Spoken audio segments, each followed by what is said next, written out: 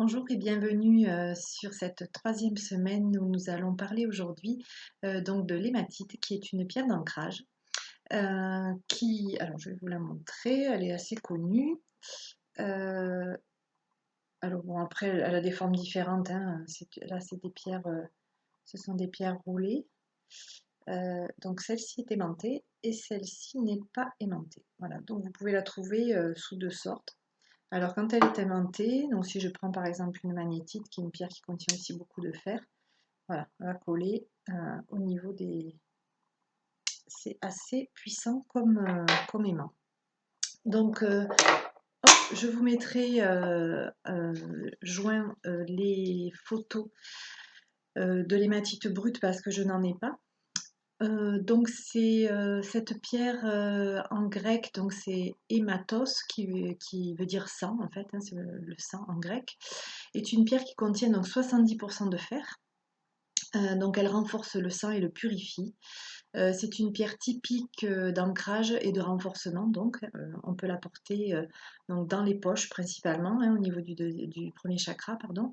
Et on la trouve aussi beaucoup en bracelet. On peut l'utiliser aussi en bracelet. Et c'est aussi une pierre que l'on peut mettre dans son lit, au fond du lit. Quand on a des problèmes circulatoires, par exemple, on va voir que c'est une pierre qu'on peut utiliser dans la chambre. Et il n'y en a pas beaucoup des pierres que l'on peut utiliser dans la chambre.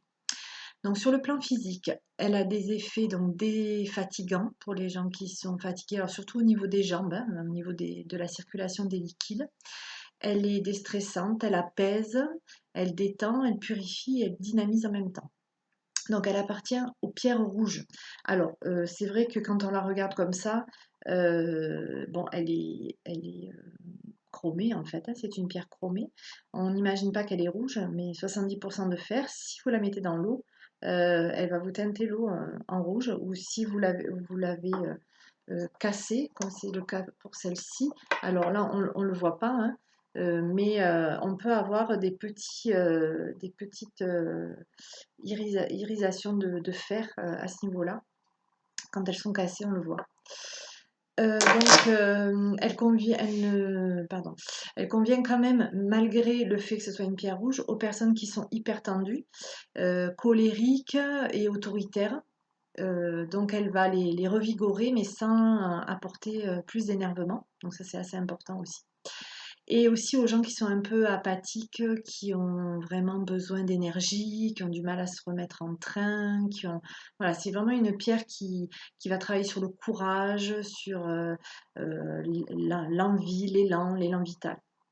Donc elle favorise aussi la cicatrisation, elle facilite l'oxygénation du sang par sa purification, hein, en fait. Elle est excellente donc dans les traitements principalement de l'anémie, hein, tout ce qui est manque de fer dans le sang, les troubles circulatoires, les varices, les hématomes, et en cas d'hémorroïdes aussi, on peut l'utiliser. Donc si vraiment on est en pleine crise, donc alors bon, moi les pierres que j'ai sont assez rondes, mais vous pouvez trouver des pierres plus plates en galets euh, pour l'utiliser. Vous la mettez, alors en cas d'hémorroïdes, vous la mettez sur le haut des fesses, hein, et vous la scotchez pour la nuit par exemple, et elle va agir sur ce méridien-là pour nettoyer et purifier cette zone qui peut être très douloureuse certaines personnes. Donc sur le plan émotionnel et mental, donc on en a parlé un peu, hein, c'est une pierre qui permet de calmer le mental quand celui-ci empêche le sommeil. C'est pour ça que c'est une pierre qu'on peut mettre aussi dans le lit et qui va favoriser le sommeil parce qu'elle va calmer le mental. En cas de maux de tête aussi, on peut la mettre de chaque côté du front avec d'autres pierres comme l'améthyste en plus. Mais voilà, c'est une pierre qui va vraiment calmer le mental. Elle aide en fait à faire redescendre l'énergie dans le corps. C'est pour ça que c'est une pierre du premier chakra. C'est-à-dire que quand vous avez une énergie qui monte, et très souvent dans nos métiers où on travaille beaucoup avec la tête, on réfléchit beaucoup et pas assez avec le bas du corps, c'est une pierre qui va permettre à l'énergie stockée trop haut de redescendre. En fait. Donc elle renforce la volonté aussi et la détermination, hein, tout ce qui est courage. On l'utilise pour développer sa capacité d'écoute aux autres aussi, car elle apporte sérénité et calme. C'est une pierre qui redonne confiance en soi aussi par cet effet-là. En fait, on se sent plus ancré, plus stable. Donc elle est utile beaucoup pour les timides. Développe la patience et la force de surmonter et d'absorber les problèmes de tout ordre. Donc c'est une pierre qui a même autant sur le plan physique qu'émotionnel, travaille sur beaucoup de plans. C'est une pierre assez complète, hein. C'est pour ça que je voulais en parler aussi dans les premières pierres. Pour moi, c'est aussi une pierre de base très importante, et aussi dans l'énergie féminine. Donc sur le plan spirituel, c'est une pierre qui amène de la protection, qui repousse les énergies négatives, mais c'est ce qu'on appelle une protection passive. Elle n'est pas dans l'agression, hein, c'est-à-dire que la protection va se faire parce que nous, on est mieux, et pas comme une coupole ou un bouclier protecteur, mais plutôt elle va nous rassurer, elle va nous permettre, nous, d'être mieux, donc d'être plus protégés de ce qui se passe à l'extérieur.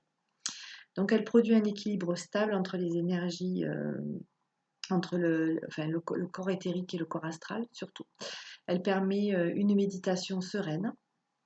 Au niveau aussi sur le plan spirituel, donc je disais que pour moi elle était assez yin, mais vous trouverez aussi dans les livres qu'elle est d'une énergie yang parce qu'elle favorise la, la mise en action, la prise de décision euh, et, euh, et elle va justement équilibrer le yin et le yang en fait, hein, chez la personne. Mais pour moi elle est aussi d'énergie yin parce que justement, elle va redonner de la circulation à tous les liquides du corps. Et donc, moi, je l'utilise beaucoup chez les femmes qui ont des problèmes de circulation, des problèmes liés à ça, la circulation et aussi les œdèmes, les liquides qui sont stockés dans le bas du corps. Voilà, j'espère que cette présentation vous a plu et je vous dis à demain. Merci.